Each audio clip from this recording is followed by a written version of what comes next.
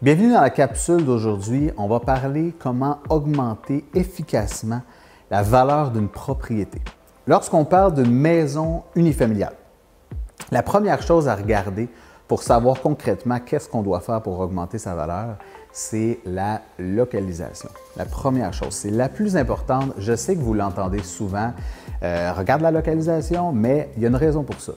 C'est que la localisation nous permet d'identifier qu'est-ce que le quartier va demander.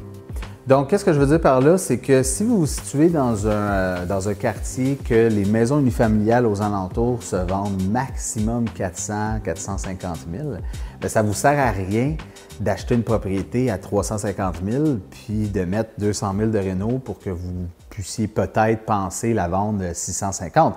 Ça ne se donnera pas parce que ce n'est pas ce que le quartier demande. Ce n'est pas ce que les gens vont vouloir mettre pour cette propriété-là dans ce quartier-là. Donc, n'oubliez pas, lorsqu'on analyse une localisation, il y a les micro-régions.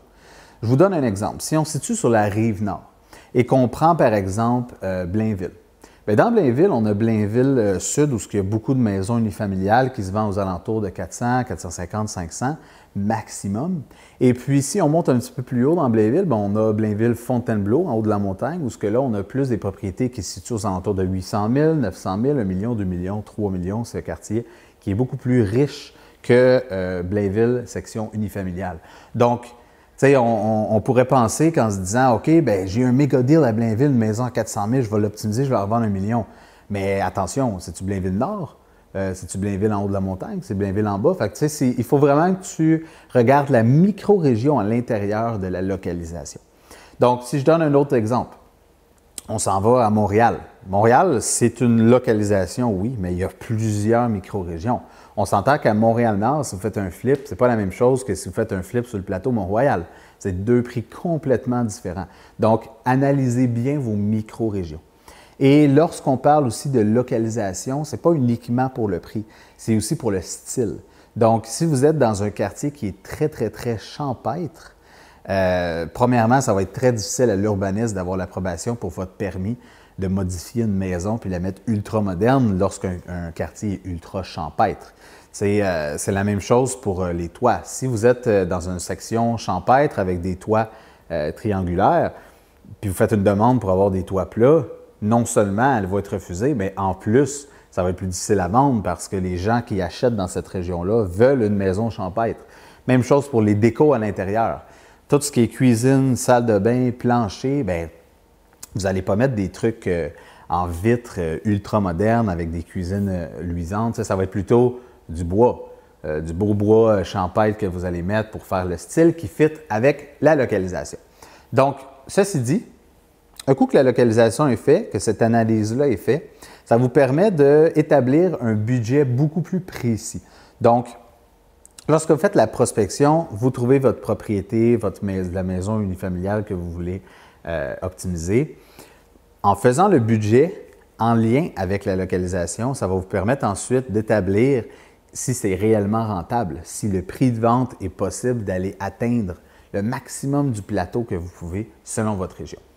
Maintenant, dans les points plus concrets d'optimisation, de rénovation d'une maison, on a les pièces suivantes qui sont primordiales parce que ces pièces-là, c'est ce qui va établir la nouvelle valeur de votre maison.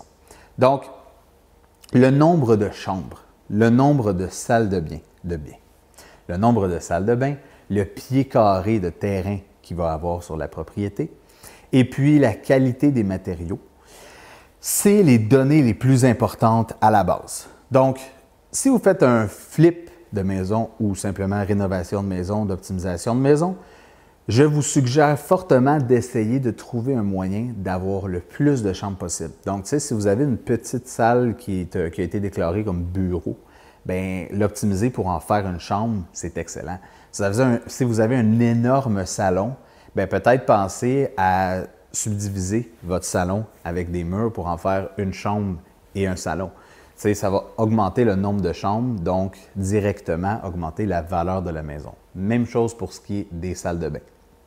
Donc, Lorsque vous faites de la rénovation aussi dans les maisons, si vous n'en faites pas 25 par année sous une incorporation, puis vous voulez en faire 1 ou 2 par année, je vous suggère fortement d'aller magasiner les achats que vous allez faire. Je donne un exemple. Si vous rénovez une cuisine, donc présentement, on se situe dans la cuisine que j'ai fait de l'optimisation dans cette maison-ci, les comptoirs.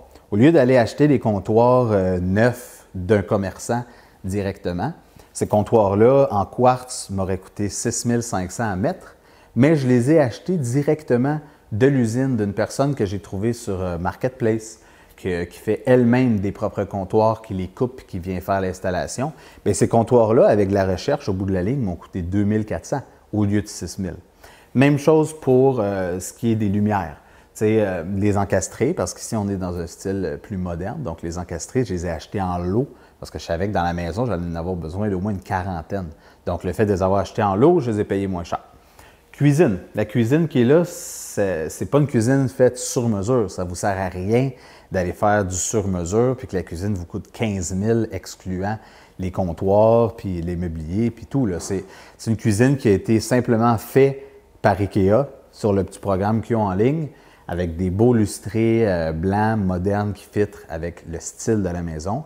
Puis, c'est une cuisine au bout de la ligne IKEA qui m'a coûté 4 500, 7 000 incluant tous les électros. Donc, cette cuisine-là, on pourrait peut-être dire en la regardant que « wow, c'est une cuisine qui a été faite, qui a coûté 25-30 000 ». C'est pas faux, c'est ce que ça m'aurait coûté si j'aurais pas magasiné puis j'aurais fait faire tout sur mesure. Mais le fait d'avoir mis un petit peu plus de temps dans le magasinage, d'avoir monté les propres plans chez IKEA, d'avoir commandé les trucs directement des usines, c'est une cuisine au bout de la ligne qui m'a coûté maximum 9 000, 10 000 peut-être avec les taxes. Là. Donc, ça augmente la valeur de la maison de beaucoup plus que 10 000, mais ça l'a coûté en environ 10 000 de l'affaire. Donc, ça, c'est pour ce qui est de la cuisine. N'oubliez pas de respecter le style du quartier qui est demandé aussi. Ensuite, on a plusieurs autres pièces aussi qui doivent être optimisées. Je vous montre à l'instant même. En fait, on va faire un petit tour dans la maison, puis je vais vous montrer qu'est-ce que j'ai fait dans chacune des pièces pour augmenter concrètement la valeur de cette propriété-là. Viens-t'en! Ici, on se situe dans le hall d'entrée. C'est une pièce qui n'existait pas à la base, en fait. C'était un balcon qui allait simplement, quand tu sortais de la maison, tu étais sur le balcon qui était ici. Donc, j'ai décidé de refermer cette pièce-là directement pour en faire un hall d'entrée. N'oubliez pas, localisation. Le voisinage, c'est des maisons qui valent au-dessus de 1 million.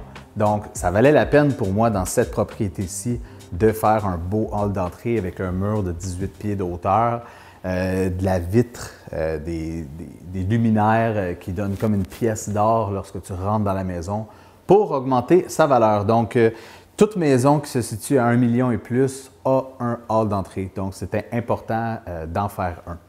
J'ai aussi installé, là vous ne le voyez pas, mais j'ai installé aussi des thermopompes pour avoir une aire qui a de l'allure là, dans la maison. Donc, lorsqu'on est dans le hall d'entrée, tout ce qui se situe à l'extérieur du hall d'entrée est aire ouverte. Parce que dans les styles modernes, on aime ça le plus épuré possible, le plus grand possible, le plus espacé possible. Donc, tout a été fait aussi par aire ouverte. Et puis, dans l'entrée, on a une grande porte double qui fait son charme lorsqu'on rentre dans la maison.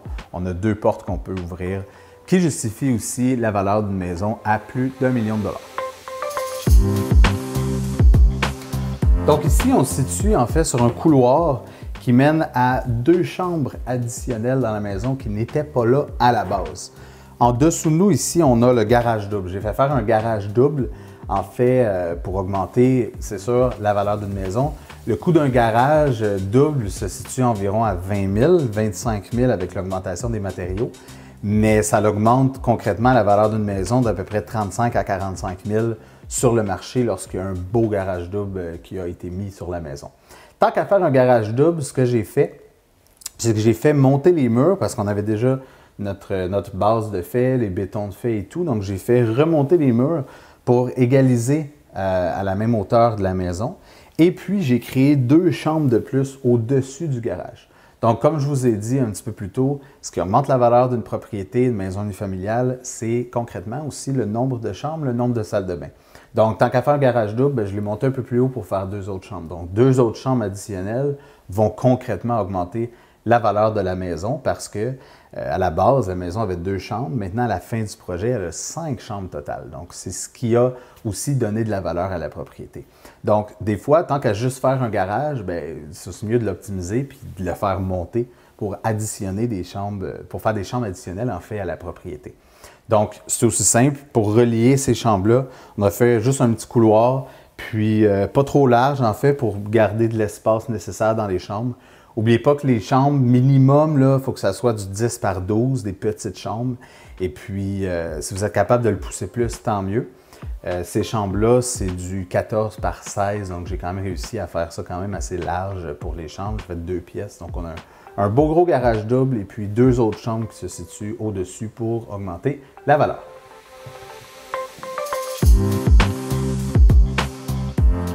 Bienvenue dans la chambre des maîtres.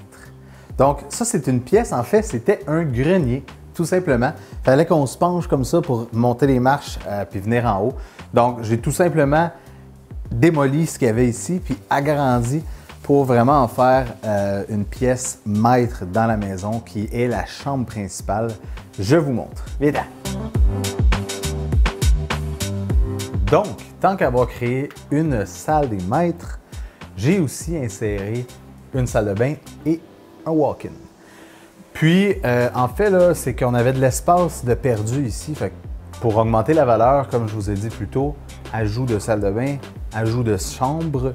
Donc, le tout dans un style très modernisé.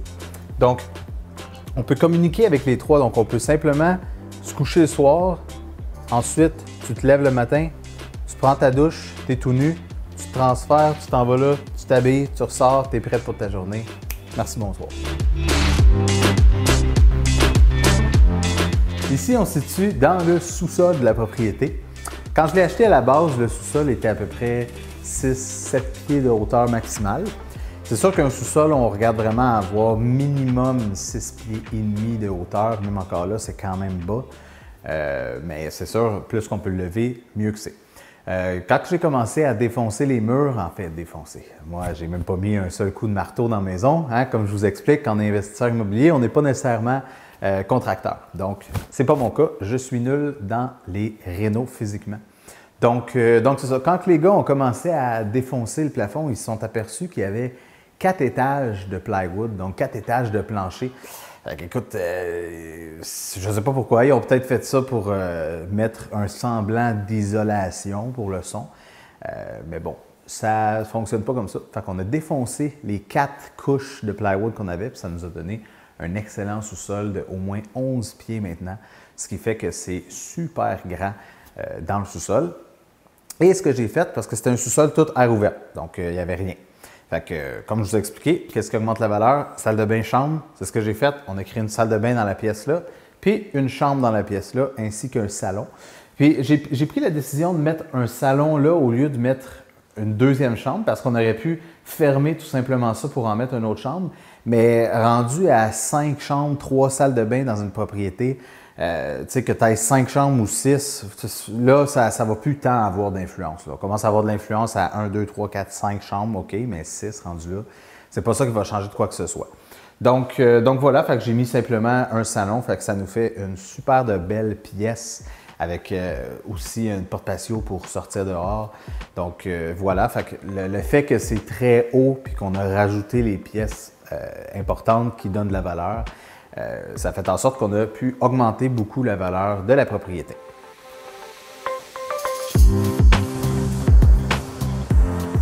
Garage double, bien important sur la propriété.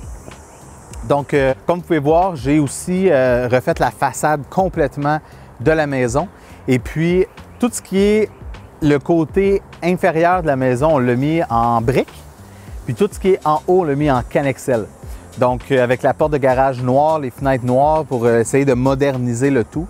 Dans le garage double, on l'a fait le plus large possible selon ce que l'urbanisme nous a permis. Parce que quand on fait des agrandissements comme ça, on doit toujours aller faire la demande de permis à l'urbanisme de la ville. Puis c'est eux, en fait, qui ont le dernier mot pour vous dire jusqu'à combien vous pouvez agrandir concernant un garage. Donc nous, on l'a fait 20 par 20. Donc c'est le plus large qu'on pouvait pour le garage double. Donc voilà, avec la porte noire, les lumières qui vont être installées sur le côté. Je vais vous montrer aussi une vision complète de l'extérieur de la maison. Donc voici le résultat final du projet de rénovation sur la maison unifamiliale à Rosemère. Je vous montre maintenant une photo de ce que ça avait l'air avant. Donc voici la petite maison bleue que ça avait l'air avant et voici maintenant le nouveau résultat après sur la rénovation de la maison. Pour ce qui est de la façade, comme je l'ai dit tantôt, on a mis en briques en bas et puis Canexel imitation bois. Et puis pour tout ce qui est du côté là aussi gris, on a Canexel imitation bois encore, mais couleur gris. Donc on a gardé le style champêtre de Rosemère tout en y insérant un style plus modernisé qui nous donne un résultat de maison d'une valeur maintenant de 1,2 million. Donc, je vais aussi vous montrer des photos avant-après pour ce qui est de la cuisine, salle de bain et puis tout ce qui est de l'intérieur de la maison. Donc, en résumé, lorsque vous faites de la rénovation, de l'optimisation de maisons unifamiliales, n'oubliez pas la règle numéro 1, localisation. Règle numéro 2, faire ses calculs de rénovation, à savoir qu'est-ce qu'on achète, magasiner votre stock pour essayer de le payer le moins cher possible, mais de meilleure qualité. Et puis, regardez votre voisinage, à savoir quel style y insérer dans votre propriété et surtout pour définir sa nouvelle valeur après le marché. Rajoute le maximum de chambres possible, maximum de salles de bain possible. Fais ça avec un style qui correspond au quartier. Et puis sur ce, après avoir fait des bons calculs et des bonnes évaluations, ça donne des super de bons projets. Je vous souhaite bonne chance, bonne continuité et surtout de bons investissements immobiliers. À bientôt!